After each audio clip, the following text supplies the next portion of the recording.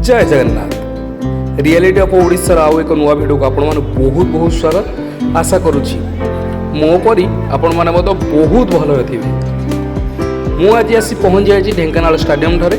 आपण माने थंबनेल आउ टाइटल जानि सारिबेनी। ढेंकानाल रे फुटबॉल खेला जाउछि। खाली फुटबॉल कहले अत्युक्ति हेबो नाही, कारण ऑल इंडिया फुटबॉल टूर्नामेंट जहा कि ढेंकानाल रे खेला जाउछि। आउ बहुत गर्वर कथा है जे यही फुटबॉल टूर्नामेंट रो नाम ढेंकानाल वीरपुत्र बाजीराउत नाम रखा जाइए, अर्थात बाजीराउत कप। आज प्रथम दिन उद्घाटन करते शिक्षा मंत्री धर्मेंद्र प्रधान। यही बाजीराउत फुटबॉल टूर्नामेंट 3 ରୁ 8 नवंबर पर्यंत अनुष्ठित हो।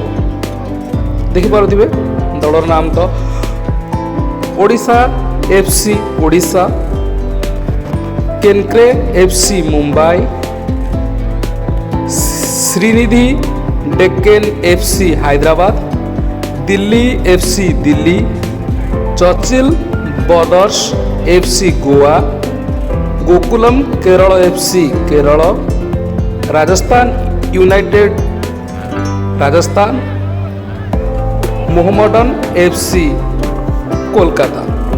यही 8टी दल इंडिया फुटबॉल टूर्नामेंट रे भाग लेइछंती। एही मैच ढेंकानाल स्टेडियम व्यतीत अनुगुल, कदम पड़िया और तालचेर ब्लैक डायमंड स्टेडियम रे मध्य खेला जिवो। आज प्रथम दिन में 2टी मैच खेला जिवो। प्रथम मैच ओडिशा वर्सेस मुंबई जहाँ आप देखुंती, आउ द्वितीय मैचटी राति आरंभ होबो जहाँ हेउछि राजस्थान वर्सेस कोलकाता।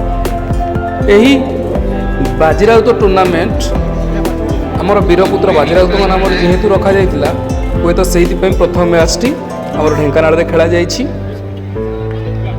तो आपण माने खेल को देखंतु एवं एंजॉय करंतु। आज जदि वीडियोटी भल लागि थाए ताले चैनल को सब्सक्राइब करिवे, पाखर थिबा बेल आइकन को दबाई देबे एवं निज संगसाथी मध्य को शेयर कर देबे। आ जदि फुटबॉल प्रेमी हेइतिबे निहाती रूप वीडियोटी प्रथम शेष पर्यंत देखंतु एवं एंजॉय करंतु।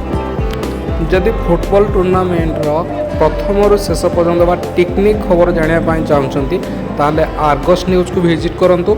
आर्गस न्यूज द्वारा समस्त वीडियो बा मैच लाइव चलुछि एवं आपण सेही ठारू फुटबॉल टूर्नामेंट समस्त तथ्य पाई परिबे।